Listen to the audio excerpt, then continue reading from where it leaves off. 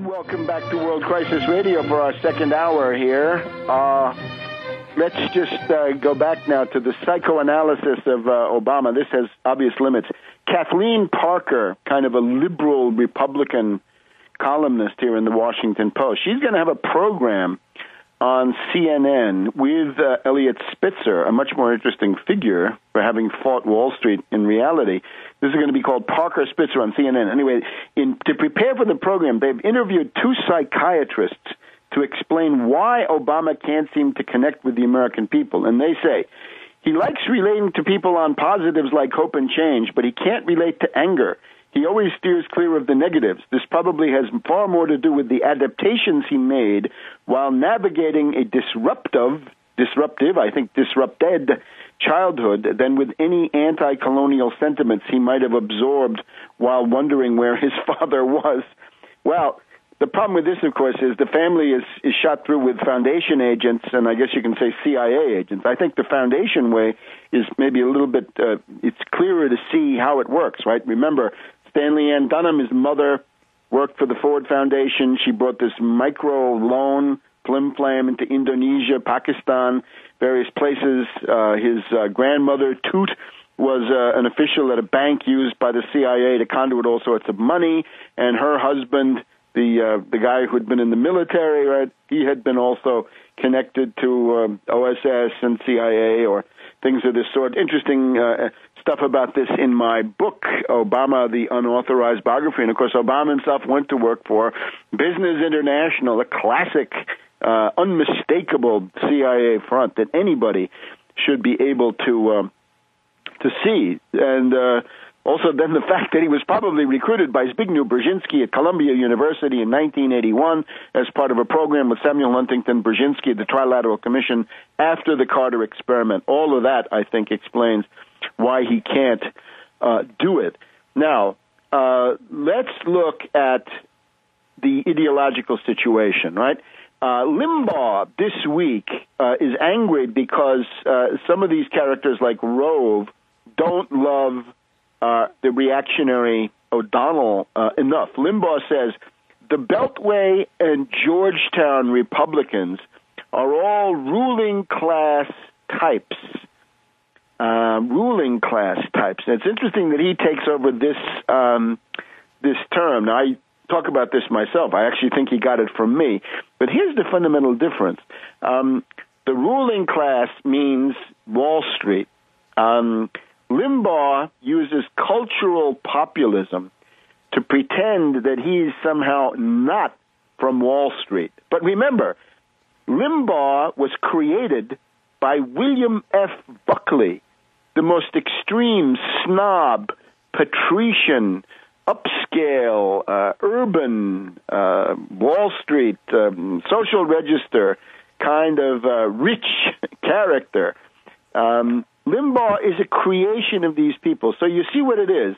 William F. Buckley realizes that he can't go out and be a gutter snipe agitator in the way that Limbaugh can. So they essentially set him up, they bankroll him, they get him these jobs. And now we have a situation where in a depression, this right-wing radicalism can be expressed as anti-ruling class demagogy, anti-regime, anti-ruling class, and it's all based on cultural populism. No, it's never based on an economic program because the economic program that Limbaugh embraces is the program of the worst and most extreme parts of Wall Street. Now, this is important because you have to understand the nature of fascism, right? On this broadcast, we've talked a lot about left fascism, social fascism, the Obama kind, the kind that we saw in 2007, 2008. Now, of course, as the Obama regime was absorbed into the constitutional mechanisms and the Congress and so forth, these institutions are still fairly strong. They tend to make the fascist tendencies wither away somewhat, and they essentially dissipate themselves in the machinery of government. But now we've got a new wave of fascism. We had the left fascism of Obama. Now we got right-wing fascism coming forward. And unfortunately, this is what a lot of this Tea Party stuff now represents. Notice that fascism is not an only a top-down phenomenon. It cannot simply be an oppressive police state that gets to be more and more oppressive and forces people to do things. It contains this, but in order to get mass consensus and mass consent, it's got to be a right-wing, anti-establishment radicalism. And if you notice the way Limbaugh's modulating the register in terms of these words, right? Ruling class, Obama regime, a lot of them typically things that I talk about because it is important to notice this. But what Limbaugh is trying to do is to suggest that these dupes of Wall Street in the Tea Party, somebody like O'Donnell, is actually an anti-establishment radical. No, she's a tentacle of the establishment, but it's all done at arm's length. So the left fascism of the Obama regime dissipated and broken up essentially by the institutions that are there, and now we see the situation where the ruling class as a whole is being led by extreme figures. Now, what extreme figures do we mean? George Shultz is one of them. We'll talk about him in a minute. But in particular, the ones that are obvious are these Koch brothers. And this is David Koch and Charles Koch. Now, I know they want to be called Koch. They have all kinds of social pretensions. Wait till you see the social pretensions, the Uptown Express that they think they're on. But I'm afraid Koch, in good American, they're the Koch brothers. We also have, of course, Richard Mellon Scaife, left over from the Mellon fortune. We've got the tradition in this country from Coors, who helped to found the Heritage Foundation, Baroudi, rich Lebanese, founded the American Enterprise Institute. You go back to the 1930s, you find the Pugh family, the DuPont family, Pugh, of course, Sunoco, Sun Oil, the Pitcairns, Pittsburgh Plate Glass. These are the people now who fund the Tea Party, and this is what we really got to look into. The Tea Party, at the beginning of 2009, had spontaneous elements, but these are all gone now. What you've got now is Freedom Works, Tea Party Express, Tea Party Nation, Competitive Enterprise Institute, Heartland Institute. We've talked about these along the way.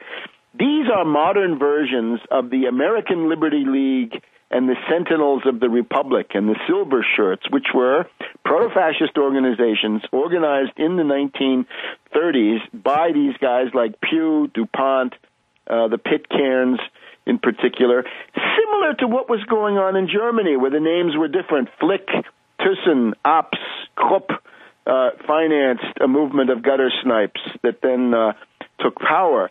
But you'll see that what's happening now is, as the Depression deepens, the initiative in the ruling class passes to the right-wing extremists, right? In abreaction against the failure of Obama and the horrors of Obama, you're essentially getting that George Shultz, Rupert Murdoch wing of the ruling class. Rupert Murdoch absolutely central to all of this stuff, right? He owns Fox News, all these people, Beck, Hannity, O'Reilly, all his stooges. But then the Koches, and we'll try to say something about the Koches. But notice just in the meantime, a lot of these people now are right-wing anarchists, and they're already talking about a government shutdown.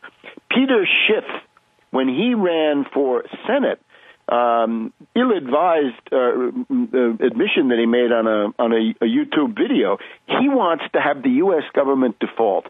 And this reminds us, 15 years ago, Newt Gingrich, Dick Armey, very prominent, both of them now in the Tea Party, as well as Senator Pete Domenici, who's no longer there, they wanted a default. They wanted to shut down the government. They wanted the U.S. to default because then the U.S. couldn't borrow money anymore. And then they would say, we're starving the beast, we're starving the beast, we're cutting the entitlements, we're stripping people of their economic rights under a bankruptcy situation. This is what we're getting. We'll be back in a minute.